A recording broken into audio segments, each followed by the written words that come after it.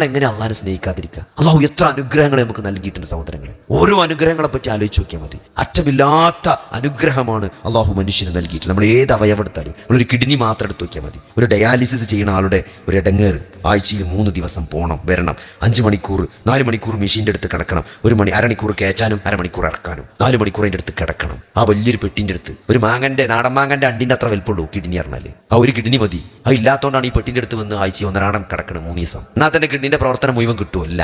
വേറെ injections, blood ഉണ്ടാക്കാൻ injection, കാൽസ്യത്തിന് വേറെ, എല്ലാത്തിനും വേറെ, അതിൻ്റെ പുറമെ വേറെ പരിപാടികൾ. എന്നാലും ഒരു 8-10 കൊല്ലാകുമ്പോൾ ഡയാലിസിസ് ചെയ്യുന്ന ആളെ കണ്ട കറുത്ത് ഒരു പ്രത്യേക ഭൂതൈകാരം, ഒരു കോലായിട്ടുണ്ടാവും. ഇതൊന്നുമില്ലാതെ എത്ര കിഡ്നി പ്രവർത്തിച്ചു കൊണ്ടിരിക്കേണ്ട, ഒരു പ്രയാസമില്ലാതെ. എങ്ങനെ കൈഫത്തൊക്കെ ഫ്രൂനബില്ല, ഞങ്ങൾ എങ്ങനെയാണ് പടച്ചോനെ നിഷേധിക്കുക? അതുകൊണ്ട് സഹോദരങ്ങൾ, ആ അള്ളാഹിനെ പറ്റി നമ്മൾ അറിയണം. അള്ളാഹുവിൻ്റെ നാമങ്ങളിലൂടെ, നാമഗുണവിശേഷണങ്ങളിലൂടെ ആ പടച്ചോനെ അറിയുമ്പോൾ നമുക്ക് ആ പടച്ചോനെ അടുക്കാൻ പറ്റും. ആ പടച്ചോനെ നമുക്ക് സ്നേഹിക്കാൻ പറ്റും. ആ പടച്ചോനെ നമുക്ക് ആരാധിക്കാൻ പറ്റും.